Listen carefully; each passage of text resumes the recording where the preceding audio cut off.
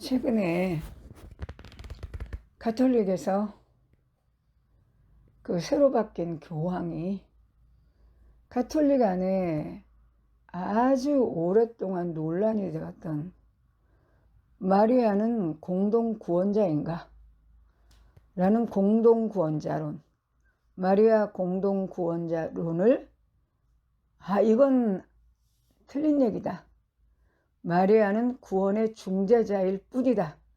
라고 결론을 내서 마리아 공동구원자론에 종지부를 찍었습니다.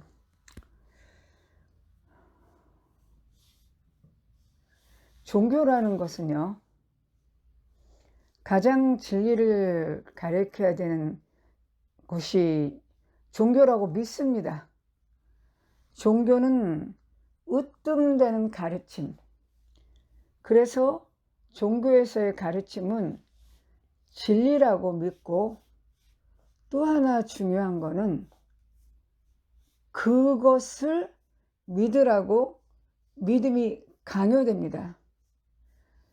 그런데 사실은 종교는 이게 종교가 시작돼서 종교가 사라지지 않은 이 오늘날까지 수천 년의 시간이 흐르면서 수많은 왜곡과 또 종교를 미화하기 위해서 만들어 놓은 그 신학자들 또는 그 종교 안의 철학자들이 만들어 놓은 거짓 이론들이 오히려 진리가 돼가지고 사람들을, 그 종교 자체를 속이고 사람들을 속이는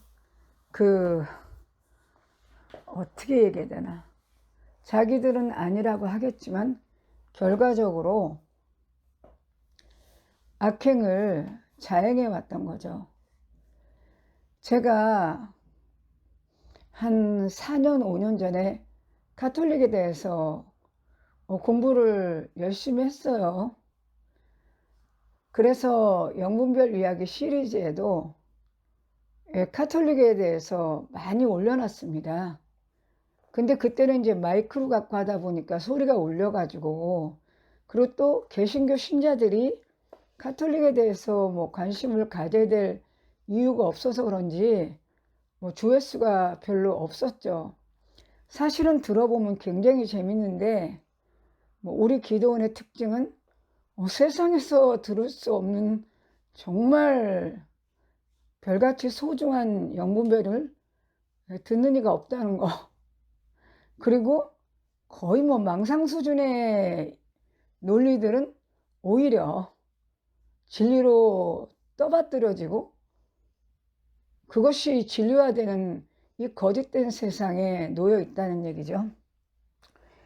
가톨릭이 성경에도 없는 많은 교리들을 만들어냈어요.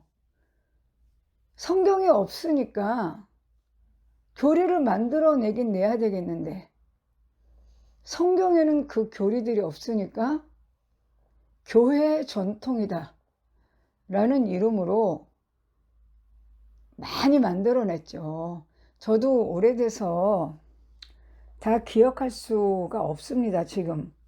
사실은 공부를 더 많이 해가지고 이렇게 얘기를 드릴 수 있다면 좋겠는데, 난 몸이 안 좋아서 공부할 힘도 없고, 그 정도로 집중하려면은 굉장히 많이 자료를 찾고 맨날 며칠을 씨름해야 되는데 못해요, 지금은.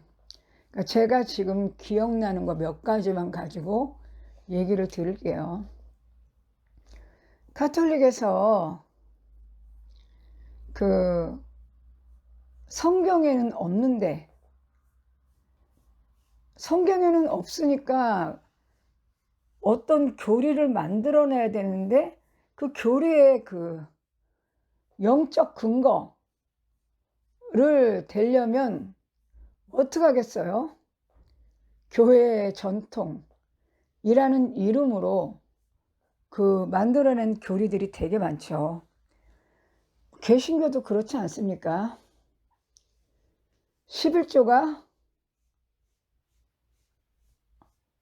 헌신의 대표적인 행위다.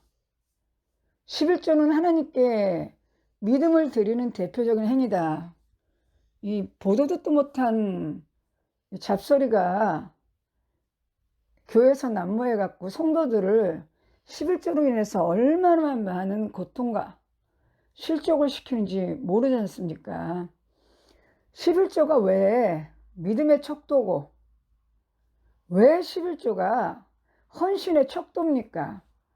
그러면 돈이 없는 사람도 믿음을 보이기 위해서 빛을 내서라도 11조를 해야 되고, 겨우 100만 원 받는 사람이 생활비도 빠듯한데 10만 원을 어떻게 해서든지 내야 되는 것이 오늘날 11조를 강요하는, 11조를 믿음과 헌신의 척도로 강요하는 교회에서 일어나는 일이기 때문에, 그리고 그 11조를 안 하면 하나님의 자녀로서의 자격이 없다,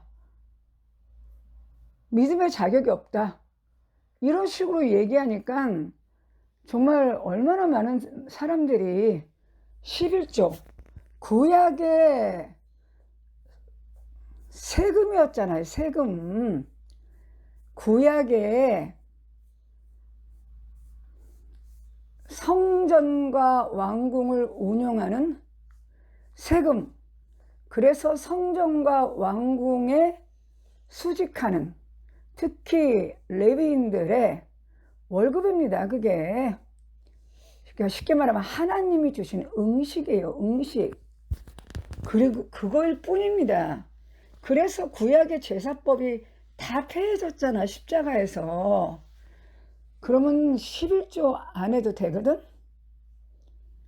그런데 왜 이렇게 돈이 없는 성도들한테까지도 믿음을 강요하면서 그거를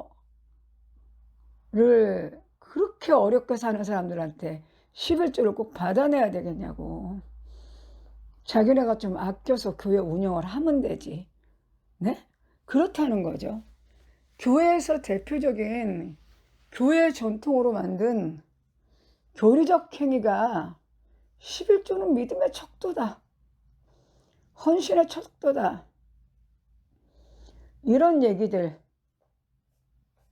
목사님의 권위는 하나님이 주셨기 때문에 절대 대항하면 안 된다, 뭐 이런 수많은 사람의 계명, 사람들이 만들어 놓은 사람의 계명이 얼마나 많이 사람들을, 자유함을 얻으러 온 사람들을 억압의 굴레로 끌고 가는지 모르죠.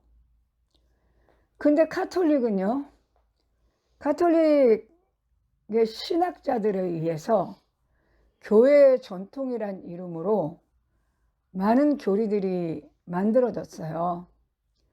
그 중에 대표적인 교리가 마리아 4대 교리입니다.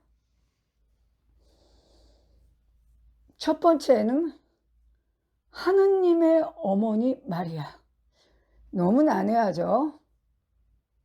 하느님, 알파요 오메가요. 하나님은 신인데 마리아가 신의 어머니란 얘기죠. 그런데 그들의 논리는 아주 괴상하죠. 예수님은 신성과 인성을 다 갖고 있다. 그래서 인성으로도 마리아는 예수님의 어머니지만 신성을 가진 예수님을 낳기 때문에 신성을 가진 하나님이신 예수님의 어머니도 되니까 마리아는 하나님의 어머니다 라는 하나님의 어머니론이 교리로 채택되는데, 이것도 상당히 오랫동안 몇백 년 논쟁하다가 교리로 굳어지게 되죠. 그 배경에는 지중해 연안의 그 여신숭배, 지중해 연안에는 그 여신숭배가 참 많았잖아요. 그래서 가톨릭 안에도 수없이 많은 이교도들이 가톨릭으로 개종할 때 그들이 의지할 만한 여신이 필요했어요. 그래서 가톨릭 신학자들이 마리아를 여신화시키기 위해서, 그러려면은 예수님은 인성과 신성을 가진 분인데 마리아는 인성을 가진 하나님의, 예수님의 어머니이자 동시에 신성, 하나님이신 예수님의 어머니이기 때문에 하나님의 어머니다. 그러면 교회 안에 들어온 이교도들이 마리아가 그냥 평범한 예수님의 어머니다 라고 했을 때 교회 안에 여신 숭배가 존재할 수 있겠어요?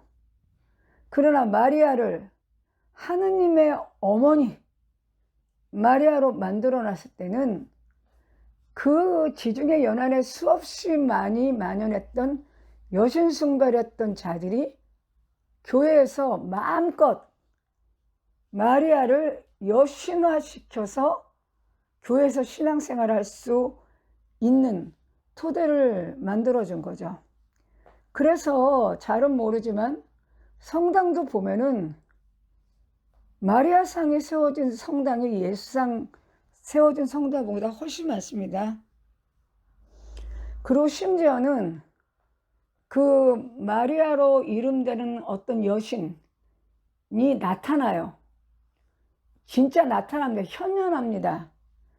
그런데 이 여신이 그 현현한 인간에게 주로 뭐라고 얘기하냐면, 정상적인 마리아라면 예수님을 잘 섬기라라고 할 텐데 이 현현한 마리아는요, 나를 섬기라, 그리고 나를 위해서 성당을 지어라, 이런 얘기를 합니다. 이 영들이 말하는 그 영들의 메시지에 그 영들의 영적 정체가 다 들어가 있는 거예요. 우리도 그렇지 않습니까? 말을 할 때 아무리 교원 영색으로 말을 해도 그 말 안에 다 그의 의도와 뜻이 들어있어요. 세상을 좀 살아본 사람은 상대방이 말하는 의도와 뜻을 파악할 수 있죠. 아니, 여신으로 나타나는 어떤 여자 영이 마리아라고도 안 해, 자기 입으로. 그냥 나를 섬겨라, 그리고 나를 위해서 성당을 세워달라. 이상하지 않습니까? 예수님 정말 예수님의 어머니 마리아 같으면 예수님을 잘 섬기고 예수님의 뜻을 따라라 할 텐데, 자기 뜻을 따르고 자기로 해서 성당을 지라고 얘기하는 게 지구촌 곳곳에 현현했던, 마리아 현현했던 곳에서 일어났던 이야기들입니다. 그리고요, 두 번째 마리아 교리가 평생 동정녀 마리아 교리입니다. 동정녀, 남자와 성관계를 가진 적이 없는 여자. 근데 평생, 태어나서 죽을 때까지 라는 거죠. 그런데 성경에는, 참, 그 전에, 그래서 이 마리아가 하느님의 어머니잖아요. 하느님의 어머니죠. 예수님 성자 하나님의 어머니거든. 그러면 마리아가 또 다른 호칭은 뭐로 불리우겠어요? 성령의 배우자라고 불립니다. 내 얘기 들으세요? 마리아를 하나님의 어머니라고 할 뿐 아니라 성령으로 잉태했다 그래가지고 성령의 배우자라고 얘기하고 있어요. 말인즉슨 틀린 얘기는 아니지. 그런데 말인즉슨 너무 이상하잖아. 아마 신이 인간에게 들어가서 신의 아들을 낳는다는 그런 신화와 전설은 세계 곳곳에 있을 거예요. 그렇다 해서 신의 아들을 낳은 여자를 신의 배우자, 신의 아내라고는 안 하는데 마리아를 성령의 배우자라고 한다는 거죠. 카톨릭에서는. 그리고 두 번째는 평생 동정녀 마리아. 마리아가 태어나서 죽을 때까지 남자와의 어떤 성관계를 단 한 번도 한 적이 없다 라는 주장입니다. 그럼 왜 카톨릭에서는 그런 주장을 할까? 하느님의 어머니, 성령의 배우자가 남자와 성관계를 했다면 그는 이미 부정한 자가 되고 더럽힌 자가 된 거예요. 그러니까 완전히 순결하게, 완전히 거룩하게, 완전히 신화화된 존재로 마리아를 만들려면 평생 동정이었다는 교리를 만들지 않을 수가 없어요. 그런데 문제는 성경에는 예수님 말고도 예수님의 그 남동생이 6인가가 나오고 누이도 나옵니다. 이거를 어떻게 해명할 것인가? 카톨릭에서 이것을 어떻게 해명할 것인가 했더니 카톨릭에서 뭐라고 해명하냐면 A라는 그룹은, 그러니까 해명하는 게 너무나 그 근거가 빈곤하죠. A라는 그룹은 뭐라고 얘기하냐면 예수님의 남동생들은 요셉이 마리아와 재혼하기 전에, 요셉이 마리아와 재혼했는데 재혼하기 전에 전처 자식들이었다. 그거를 요셉의 전처 자식을 나사렛으로 데리고 와서 예수랑 같이 살게 한 거다. 그렇게 얘기합니다. 이해가 되셔요? 그리고 또 B 그룹은 뭐라고 얘기하냐면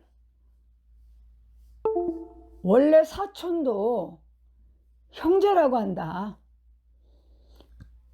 예수님의 그 남동생들, 여동생으로 평가된 그들은 예수님의 사촌동생이었다. 이렇게 얘기합니다. 너무나 논리가 궁색하죠. 너무나 논리가 궁색하죠. 그래서, 그리고 이들은 예수님이 이제 마리아가 예수님을 잉태한 후에 아기를 낳을 거 아닙니까? 그때도 천연막이 터지지 않았다. 아기를 낳을 때도 천연막이 터지지 않았다. 그래서 평생 동정녀 마리아다. 그러니까 말도 안 되는 소리를 끊임없이 틀어가지고 말이 되게 비약을 하고 맞춰나가는 거죠. 모든 종교가 다 그래.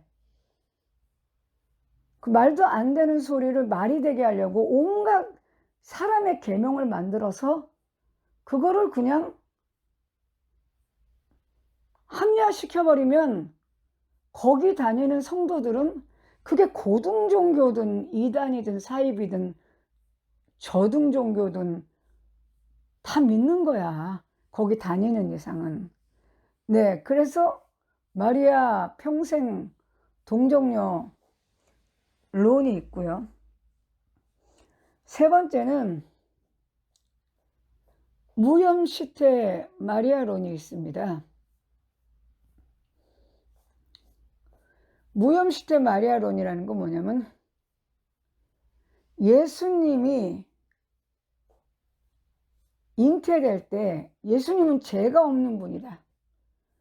왜냐하면 남자의 씨로 여자에게 잉태된 게 아니라 하나님이 여자를 택해서 잉태했기 때문에 예수님은 죄가 없다라고 얘기합니다. 그랬더니 카톨릭에서는 그러면 여자도 죄가 없어야 되는 거 아니냐. 예수님이 완벽하게 깨끗하려면 여자도 죄가 없어야 되는 거 아니냐. 잉태하는 그 엄마도. 그래서 마리아가 무염시태, 마리아가 태어날 때, 이거 좀 기억이 안 나네, 오래돼서. 마리아가 그 엄마가, 마리아의 부모가 마리아를 가질 때부터 죄가 없이 잉태됐다, 마리아가. 그래서 마리아는 죄 없는 여자이기 때문에 성령과 함께 죄가 없는 예수님을 낳을 수가 있었다. 그 얘기예요, 마리아 무염시태가. 그리고 이제 1950년대 최근에 만들어진 그 카톨릭의 마리아 4대 교리 중 마지막 거는 몽소승천 마리아입니다. 무슨 얘기냐면 예수님이 십자가에서 돌아가신 후에 3일 만에 스스로 하늘에 올라가셨다는 거죠, 부활해서. 그런데 마리아는 하느님의 어머니라는 거잖아. 하나님의 어머니가 땅에 묻혀서 똑같이 인간들과 똑같이 썩어지고 부패될 수는 없다. 그래서 마리아는 아드님이신 예수님의 특별한 은총을 입어 몽소승천, 예수님의 힘으로 하늘로 끌려 올라갔다. 왜? 하느님의 어머니가 또 인간들처럼 똑같이 시신이 썩고 부패할 수는 없기 때문에 아드님이신 예수님이 특별히 어머니한테 은총을 베풀어서 마리아를 몽소, 예수님의 힘으로 하늘로 부활을 시켰다는 거예요. 그러니까 부활을 시켰다는 거야. 부활을. 마리아를. 그래서 마리아가 하나님 우편에 예수님 계시고 예수님 우편에 마리아 있어서 하늘 황후가 됐다는 거죠. 그래서 이 땅의 사람들의 중보 기도를 예수님한테 하듯이 마리아한테 하면 마리아가 그 아드님 예수님한테 중보를 청하고 예수님은 그걸 듣고 하나님한테 세상 사람들의 중보 기도를 또 전하는. 그래서 마리아는 하늘 항우로서 하나님 우편에, 예수님 우편에 계신다는 게 마리아 몽소승천 4대 교리였어요. 근데 이제 최근에 들어서 어떤 얘기가 돌았냐면, 최근은 아니겠죠. 뭐 몇십 년 뭐 이렇게 되겠죠. 어떤 얘기가 나왔냐면, 내가 알기로는 마더 테레사가 주장했던 것 같은데 그런 거는 잘 몰라. 어떤 얘기가 나왔냐면, 마리아가 만약에 하나님이 마리아에게 성령이 너를 덮으실 거니 너를 통해 아기가 태어나니 그를 예수로 알아. 그가 모든 백성을 구원하겠다. 근데 마리아가 만약에 나 싫어요. 나 잘못하면 돌에 맞아 죽어요.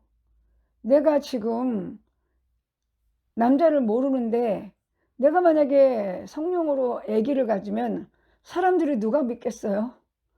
내가 배가 불러오면 내 남편도 나를 믿지 않을 거예요. 나는 죽임 당할 거예요. 나는 못해요. 그랬다면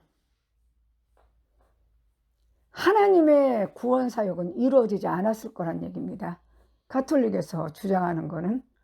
그러나 마리아가 죽음을 무릅쓰고 하나님이 성령으로 잉태한다, 너를 통해서, 그것을 받아들였기 때문에 예수님이 태어났고 예수님이 인간을 구원하는 사역을 하게 되셨고, 마리아가 그 요한복음의 십자가 밑에서, 예수님 밑에서 있었을 때 뭐라고 했는데 거기가 잘 기억이 안 나네요. 그렇기 때문에 마리아는 사실은 예수님과 함께 공동구원자다. 그리고 성삼위일체가 아니라 성사위일체다. 그런 또 이야기들이 가톨릭에서 계속 논란이 되었죠. 어떤 학자들은 말도 안 되는 소리 하지 마라. 어떤 학자들은 왜 말이 안 되냐. 예수님이 마리아가 그때 예수님을 거절했다면 하나님의 뜻은 안 이루어질 것이다. 그러면 예수님도 태어나지 못했고 하나님의 인류 구원 사역도 이루지 못했을 것이다. 그러나 마리아가 성령으로 잉태한다는 걸 받아들였기 때문에, 그리고 자기의 목숨을 내걸고 아기를 잉태했기 때문에 예수님의 구원 사역이 이루어졌기 때문에 마리아는 공동 구원자이고 예수님과 더불어 공동 구원자이고, 그리고 이제 우리는 성삼위일체, 성자와 성부와 성령, 그리고 마리아까지 성사위일체를 이제 우리는 주장해야 된다, 이렇게 떠들었습니다. 만약에 하나님이 마리아가 안 한다고 했다고 칩시다. 마리아가 안 한다 그랬으면 하나님이 아이고 마리아밖에 없는데 어떡하나, 이거 예수를 날짜는 이 세상에 마리아밖에 없는데 저 마리아가 안 한다니 내 구원 사역은 끝났구나. 아유, 그렇게 할 것 같아요? 하나님이 하나님의 뜻을 세우고 일을 시작하면, 마리아는 그 택함을 받은 자는 내 뜻은 없어. 그냥 결과적으로 무조건 하게 돼 있어. 그게 신의 뜻이야. 신의 뜻을 꺾어서 나는 못해. 그런 경우는 기독교뿐 아니라 어떤 종교에서도 신의 뜻을 꺾어 인간이 자기 하고 싶은 대로 하는 종교라는 건 없습니다.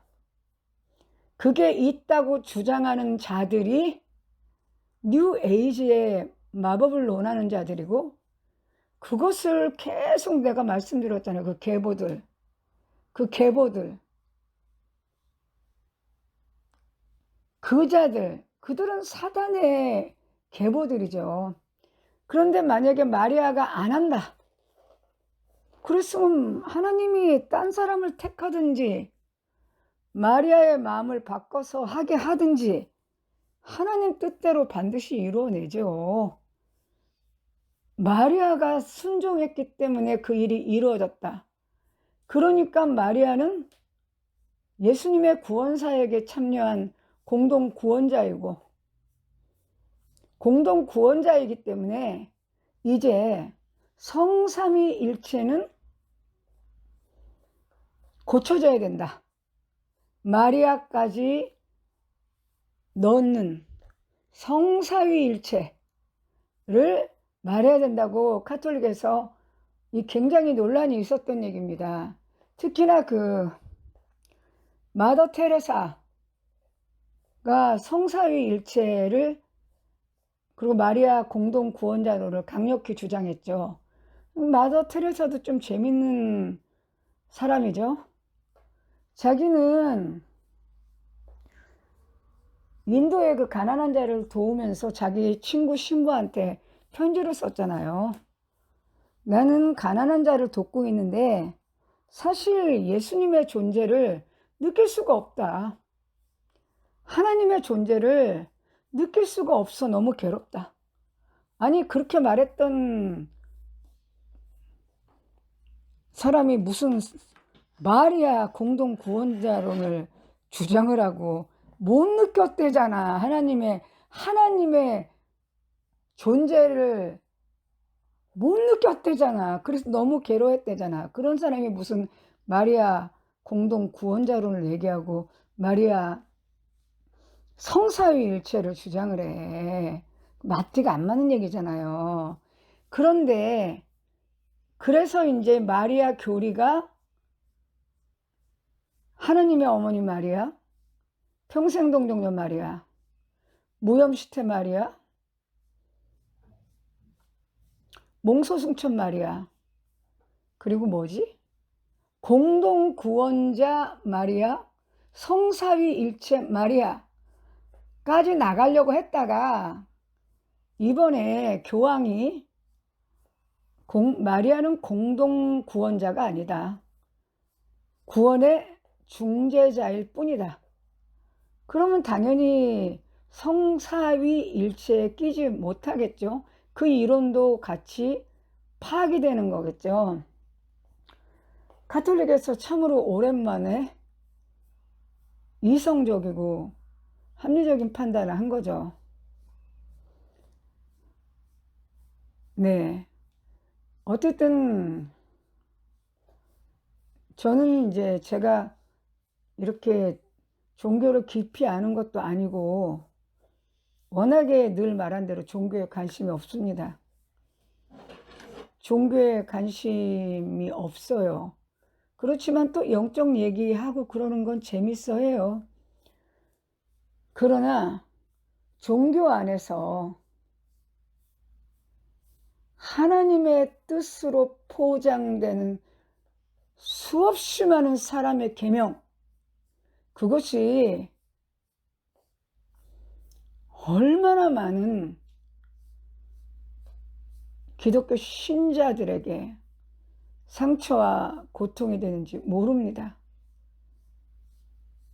그냥 성경대로만 가르치면, 종교적 부담 줄 거 없이 성경대로만 가르치면 문제가 될 게 별로 없어요. 성경을 깊이 알아서 성경대로 가르치고 종교적 부담 별로 주지 말고, 응? 그러면 좋은데 여기서 부과된 종교적인 진짜 성경적인 것들에 대한 것들 말고 그 위에 부과된 것들, 예를 들어서 야외 기도회를 한다는 둥, 뭐를 한다는 둥, 11조를 한다, 뭐를 한다는 둥, 돈이 얼마가 든다는 둥, 뭐가 든다면서 하나님은 이럴 때 우리의 믿음을 보신다는 둥, 하나님은 이럴 때 우리의 헌신을 보신다는 둥, 우리가 할 수 없는 가운데 하면은 하나님이 축복하신다는 둥, 그리고 우리가 할 수 없는 가운데 하면 하나님이 30배, 60배를 더 해주신다는 둥, 그 말도 안 되는 수없이 많은 이야기들로 인해서 사람들이 얼마나 많이 상처를 받고 있는지 정말 안타까울 뿐입니다. 저 개인적으로는 가톨릭 얘기는 다 끝났고요. 11조를 없애버려야 된다고 생각합니다.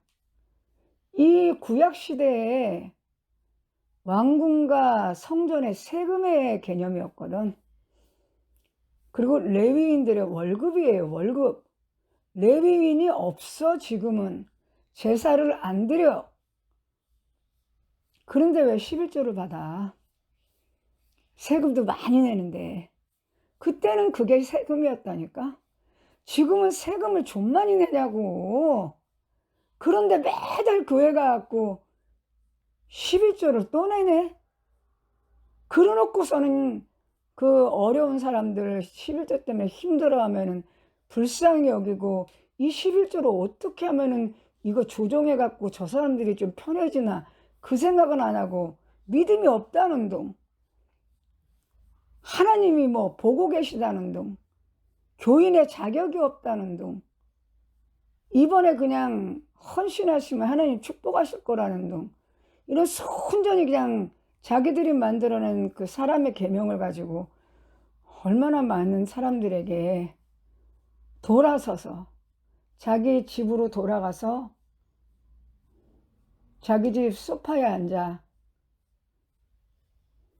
돈이라는 것 때문에, 교회에다 내야 되는 돈이라는 것 때문에 얼마나 많이 갈등하고 죄책감을 갖고 괴로워해야 되는지, 정말 본질을 생각한다면 더 이상의 11조 믿음 타령, 11조 헌신 타령 그만두고 11조의 성경적 의미를 정확히 해석해서 오늘날의 모든 제사법이 파해졌다면 11조도 당연히 폐해져야 되는 겁니다. 그래서 교회가 가난해져야지 영성도 늘고 성도들한테도 서로 사랑하고 잘해지, 돈이 남아도니까, 부족함이 없으니까 성도들한테도 막 하는 거야. 오늘은 하여튼 가톨릭에서 마리아를 공동구원자, 마리아, 그 논란을 없앴다 그러더라고요. 그거를 공동 마리아, 그러니까 마리아 공동 구원자론을 없애고 중재자론으로 바꿨다는데, 중재자도 말도 안 되는 소리죠. 마리아가 무슨 뭐 중재를 했어요? 말은 말이지. 예수님이 찾아가갖고 집에 가자고 사람들이 당신 귀신 들렸다 그런다고, 그런 얘기나 했지. 언제 뭐 마리아가 그렇게 중재자 롤을 했어. 뭘 중재를 또 했어. 그것도 틀린 얘기죠. 그렇지만 가톨릭에서 어쨌든 구원자론을 폐지한 것, 그것에 대해서 오늘은 몸이 조금 돼서 잘 기억이 안 나요. 하도 오래돼서. 나도 그래도 얘기를 한번 해봤습니다. 여기서 말씀을 마치겠습니다.